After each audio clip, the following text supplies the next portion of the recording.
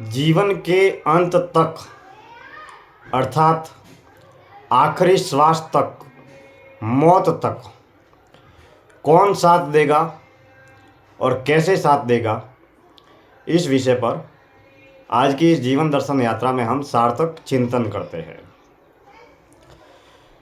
जीवन में जन्म के होते ही ऐसी कौन कौन सी वस्तुएं हैं जो हमें प्राप्त होती है और जीवन तक रहती है। जीवन तक रहने के बाद में जैसे ही जीवन मौत की अवस्था को प्राप्त करता है तो मौत के प्राप्त होने तक वह रहती है और मौत को उपलब्ध होने के बाद में वो हमेशा हमेशा के लिए छूट जाती है। जीवन तब तक इस पारिवारिक, सामाजिक, व्यावसायिक, सांसारिक, औजारू बाजारू जगत में नियमित निरंतर रूप से सक्रिय रहता है जब तक पंच ज्ञान इंद्रिया और देह की पंच कर्म इंद्रिया बाहरी बाजारू जगत में सतत रूप से सक्रिय होती है। लेकिन मौत की घटना घट जाने के बाद में क्या होता है, कहाँ हम जाते हैं, क्या करते हैं, मन किस दिशा में जाता है, देह पंच तत्वों से बना हुआ पंच तत्वों में विलीन हो जाता है, आत्मा और परमात्मा के सत्य और शून्य से हम ताउम्र अनभिज्ञ रहते हैं। हम ताउम्र पंच तत्वों की देह से मन का खेल, विचारों का खेल, विकारों का खेल, अहंकार का खेल खेलते रहते हैं और संपूर्ण जीवन रोटी, कपड़ा, मकान पर केंद्रित पशुतल और देह भाव के जीवन की जरूरतों को पूरा करते हुए ही समाप्त हो जाता है। लेकिन क्या है जो मौत तक साथ देगा और वह कैसे साथ देगा? मौत तक जो साथ देगा वो हमारा सबसे सच्चा साथी, सहयोगी है। वह हमारा असली मित्र है। वह है हमारा देह। देह को प्राप्त करते ही ये जीवन मिला है। देह के प्राप्त होते ही ये जीवन का नियमित रूप से यात्रा तय होती है और जब तक देह, जीवित देह रहेगी तब तक यह जीवन सदैव सक्रिय रहेगा और इस जीवन में दुनियादारी, दुकानदारी की जो यात्रा है, औजारू बाजारू यात्रा है, वह नियमित निरंतर रूप से गति करती रहेगी। मौत तक हमारी जो देह है वो हमारे साथ में रहेगी, हमारे पास में रहेगी। मौत के बाद में भी देह रहेगी लेकिन वह मुर्दा लाश होगी।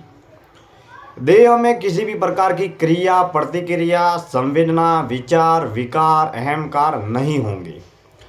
अर्थात मौत तक जो पहला जो सच्चा साथी है वह है देह, जो सत्य और शून्य की यात्रा में, साधना की यात्रा में, भक्ति की यात्रा में भी मुख्य रूप से मददगार है और घर, परिवार, समाज, संसार की औजारू बाजारू सांसारिक यात्रा में भी मुख्य रूप से मददगार है, सहयोगी है, साथी है, सलाहकार है। वह है हमारी देह। देह सुखी होगी, सफल होगी, निरोगी होगी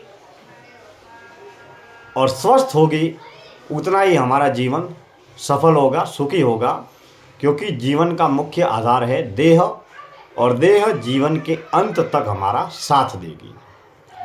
ठीक उसके बाद में दूसरा जो साथी है, सहयोगी है, वह है हमारा मन।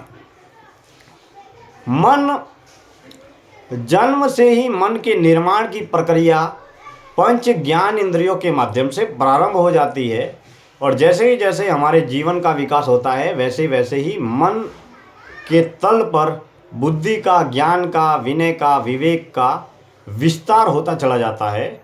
यानी कि हम पंच ज्ञान इंद्रियों के माध्यम से घर, परिवार, समाज, संसार, बाजार के असंख्य विचारों का अपनी स्मृति के तल पर संग्रह रखते हैं और उसे लिख कर, पढ़ कर, बोल कर, देख कर, सुन कर हम बाजार में दर्शाते रहते हैं। वह पारिवारिक, सामाजिक, व्यावसायिक जीवन के निर्वहन के लिए अत्यंत आवश्यक है। मन जीवन के अंत तक हमारे साथ में रहेगा। हो सकता है देह की ऊर्जा शक्ति के कम होने के कारण हम मौत की अवस्था में कुछ आकुल व्याकुल हो सकते हैं या मन ज़्यादा निराशावादी या नकारात्मक बन सकता है, लेकिन जीवन के अंत तक दूसरा जो साथी सहयोगी है वो है हमारा मन, जो जीवन के अंत तक हमारे साथ में रहेगा।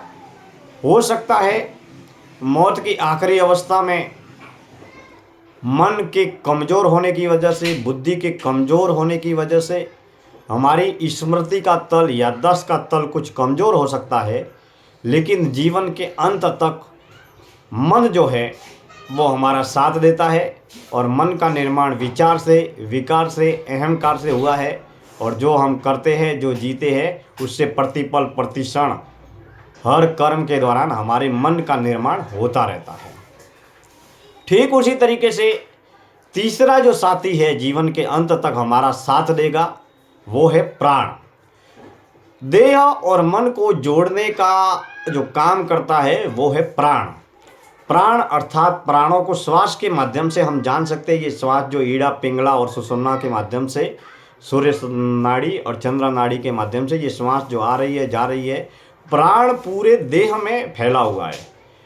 प्राण जो है वो पूरे शरीर में विद्यमान है, लेकिन प्राण का अनुभव करना हो तो श्वासों के माध्यम से, ईड़ा, पिंगला, सुषुम्ना नाड़ियों के माध्यम से, चंद्र नाड़ी के माध्यम से, सूर्य नाड़ी के माध्यम से हम प्राण का अनुभव कर सकते हैं। बाहर की जो हवा है वो अंदर जाती है और अंदर की हवा बाहर आती है। ये जन्म से सांस लेने की प्रक्रिया प्रारंभ रहती है। तो अंत तक प्राण हमारा सच्चा साथी है, सहयोगी है। और जैसे ही देह से प्राण अलग हो जाएंगे, अर्थात प्राण हमारे देह में अलग अलग जो छिद्र है, आँखों के 2 छिद्र है, मुंह के है, कानों के है, नाभि के है, मल द्वार है, मूत्र द्वार है, इत्यादि तरीके से जो प्राण जो है, जब प्राण पखेरु उड़ जाएंगे तब मौत की घटना हो जाएगी और देह जीवित देह से मुर्दा लाश में बदल जाएगा। तो तीसरा जो सच्चा साथी सहयोगी है वो है प्राण। प्राण पखेरु के उड़ने पर जीवन मौत की अवस्था को प्राप्त कर लेगा। तो तीसरा जो मौत तक, अंत तक जो साथ देगा वो है प्राण। अब हम श्वास के माध्यम से, योग के माध्यम से, ध्यान के माध्यम से, प्राणायाम के माध्यम से हम प्राण ऊर्जा को योगी बनकर या साधु सन्यासियों की तरह प्राण ऊर्जा को गति दे सकते हैं। हम पतंजलि अष्टांग योग के माध्यम से यम, नियम, आसन, प्राणायाम, ध्यान, धारणा, समाधि, इन अष्टांग योग का पालन करते हुए हम प्राण की ऊर्जा को नित्य नई दिशा दे सकते हैं और प्राण ऊर्जा के अनुभव को भी हम जान सकते हैं। और मौत की आखिरी अंतिम अवस्था में हम प्राण को होश में रहकर, साक्षी भाव में देखकर हम इसका अनुभव कर सकते हैं। और वह योगिक यात्रा के माध्यम से, योगी मौन ध्यान की यात्रा करने वाले योगी इस यात्रा को तय करते हैं। तो जीवन के अंत तक जो हमारा जो साथ जो देगा वह है प्राण। प्राण का अनुभव हम आती जाती श्वास के माध्यम से नियमित, निरंतर मौन रहकर, ध्यान करके, श्वासों के माध्यम से इस प्राण ऊर्जा को नई गति भी दे सकते हैं। और श्वास पर ध्यान केंद्रित करके हम ध्यान की और मौन की गहराई में भी डूब सकते हैं, अर्थात आंतरिक आध्यात्मिक यात्रा की ओर आगे बढ़ सकते हैं। फिर जो चौथा साथी है मौत तक जो साथ देगा वह है मौन। यानी कि हम जब तक बचपन में जवानी में खूब बोलते हैं, वक्ता बनते हैं, उपदेशक बनते हैं, समाज सेवक बनते हैं, समाज सुधारक बनते हैं, ज्ञानी विद्वान बुद्धिमान बनकर हम बहुत सारे समाज सुधार समाज सेवा के कार्य करते हैं। वक्ता उपदेशक बनकर हम लोगों को प्रेरणा भी देते हैं, शब्द वाणी विचार का व्यापार भी करते हैं, सेवा के कार्य के भी करते हैं, आत्मकल्याण के कार्य भी करते हैं, जन कल्याण के कार्य भी करते हैं। लेकिन जीवन के अंत तक जब 70-80 साल की उम्र हो जाएगी, 90 साल की उम्र हो जाएगी, बुढ़ापे की अवस्था हो जाएगी, असंख्य बीमारियां जब हमें घेर लेगी, तब हम न चाहते हुए भी मौन की अवस्था को उपलब्ध हो जाएंगे। अभी अगर हमें घंटे 2 घंटे, एक सप्ताह, 10 दिन, 15 दिन, महीने भर अगर मौन रहने का बोला जाए तो हम नहीं रह सकते, और हमारा अभ्यास भी नहीं है। दूसरा, अगर मौन रहेंगे तो हमारे घर परिवार के जितने भी कार्य हैं वो कैसे होंगे, क्योंकि घर परिवार में तो बोलना ज़रूरी है, व्यापार में भी बोलना ज़रूरी है, सामाजिक जीवन में दैनिक व्यवहार की लेन देन के लिए बोलना बहुत ज़रूरी है। लेकिन बुढ़ापे में जब हमारा शरीर रोगी हो जाएगा, जर्जर हो जाएगा, कमज़ोर हो जाएगा, असंख्य बीमारियां घेर लेगी, तो हम मौन की अवस्था को अनायास ही उपलब्ध होंगे, और यह मौन जीवन के अंत तक हमारे साथ में रहेगा। क्योंकि बुढ़ापे में बहुत सारे लोगों को हम देखते हैं तो खाट पर पड़े रहते हैं, उनके बोलने की क्षमता भी नहीं होती, तो वो अनायास ही न चाहते हुए भी मौन को उपलब्ध हो जाते हैं। तो हमें अगर जीवन की आखिरी अवस्था में मौन को उपलब्ध होना ही है तो मौन का अभ्यास बचपन में और जवानी में भी करते रहना चाहिए, ताकि आखिरी अवस्था में हम बेझिझक, चिंता, डर, भय से मुक्त होकर मौत की यात्रा को सजगता और जागरूकता के साथ में तय कर सके। तो जीवन के अंत में चौथा जो साथी है वो है हमारा मौन। फिर जो पांचवा जो साथी है वो है एकांत। हम बहुत बड़े चर्चित, प्रसिद्ध, लोकप्रिय हो जाए, हमारे फैंस, फ्रेंड्स, फॉलोवर्स हजारों लाखों करोड़ों हो, हजारों लाखों करोड़ों लोग हमें जानते हैं, लेकिन जीवन की आखिरी अवस्था में हम एकांत को उपलब्ध होते हैं। दुनिया का सबसे बड़े से बड़ा व्यक्ति हो वो भी एकांत को उपलब्ध होता है। मान लीजिए वो हॉस्पिटल में है या घर में है, तो घर में माँ, बहन, बहू, पोते, बच्चे सब होते हैं। या फिर बाहर कोई चर्चित प्रसिद्ध व्यक्ति है, बहुत बड़ा अभिनेता है, बहुत बड़ा राजनेता है, बहुत बड़ा कलाकार है, बहुत बड़ा अमीर है, जो बहुत ज़्यादा नाम है जिसका, वो भी बाहर भीड़ होती है, संसार के बाहर बहुत भीड़ होती है उनकी दुआएं देने वालों की, आशीर्वाद देने वालों की, और मौत के दौरान ओम शांति लिखने वालों की, श्रद्धांजलि देने वालों की। लेकिन वह व्यक्ति असल में भीतर के तल पर, आंतरिक तल पर एक अकेला ही होता है। भले ही वह हॉस्पिटल में हो, घर में हो, उसके पोते, बहन, बहू, बेटे, परिवार के जितने भी सदस्य, रिश्तेदार, मित्र, पड़ोसी सब होते हैं, लेकिन वो खाट पर एक अकेला ही पड़ा रहता है। वो ना तो कुछ कर सकता है, ना बोल सकता है, ना देख सकता है, ना सुन सकता है। तो जीवन के अंत में सबसे बड़ा साथ जो देता है वो है एकांत। यानी कि एकांत की अवस्था का अभ्यास हमें पूर्व में ही करते रहना चाहिए, क्योंकि मौत एक ऐसी अवस्था है जहाँ मौन को भी उपलब्ध होना है और एकांत को भी उपलब्ध होना है।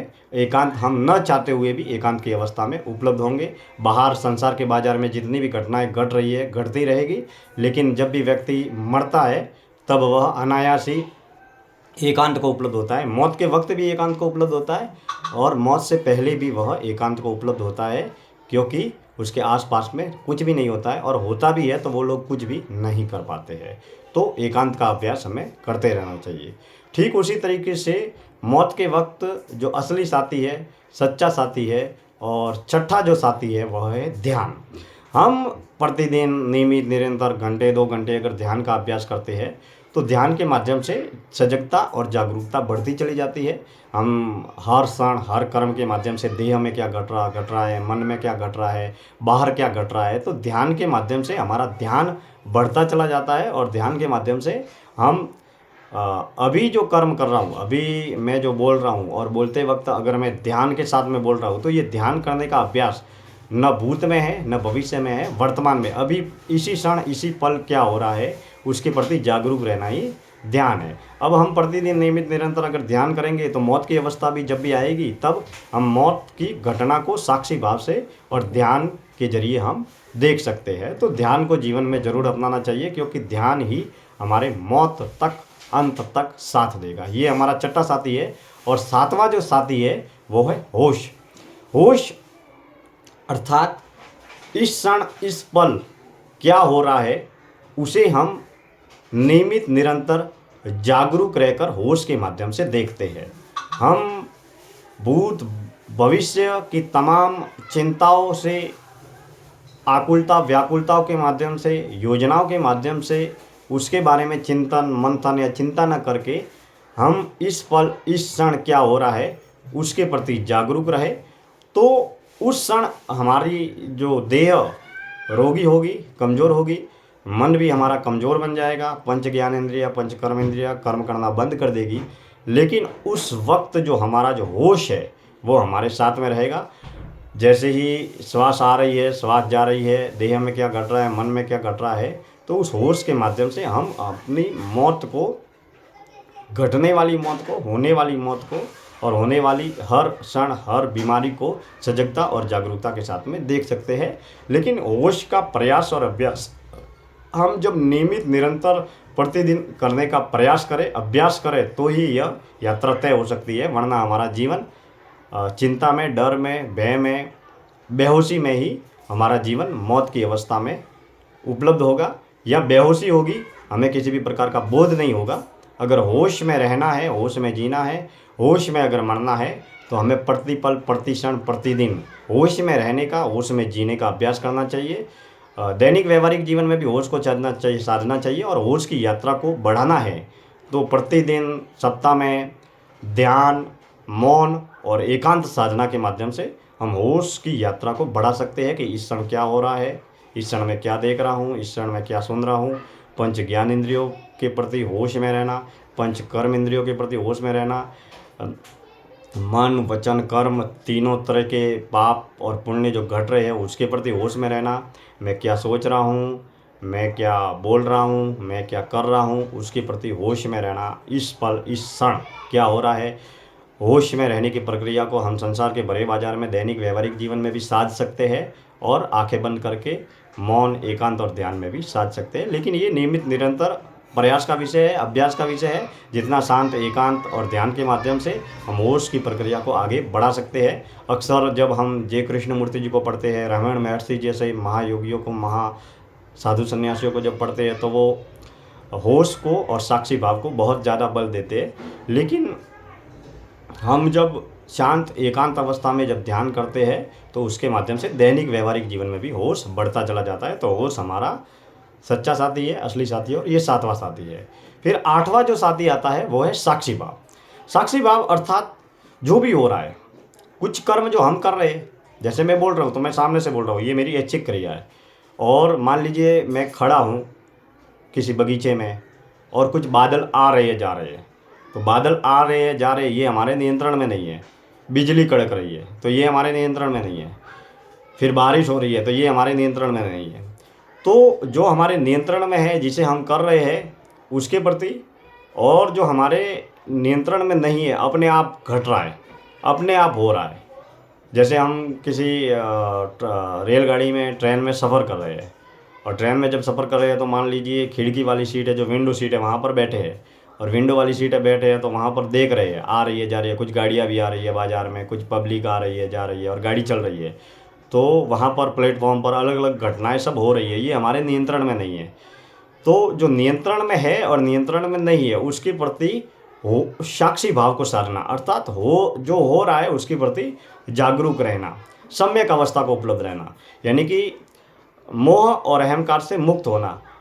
अगर जीवन में सुख, सफलता, समृद्धि, उपलब्धियाँ अगर मिलती है तो जीवन में अहंकार और ज़रूरत से ज़्यादा सुख हमारे जीवन में हावी ना हो, और जीवन में दुख, दर्द, तकलीफ, मुश्किल, समस्या, गरीबी, अभाव, असुविधा अगर प्राप्त हो रही है तो हम उस अवस्था में दुख को प्राप्त ना हो, सम्यक अवस्था को प्राप्त हो। तो ये साक्षी भाव का अभ्यास भी हमें अपने दैनिक व्यवहारिक जीवन में करते रहना चाहिए।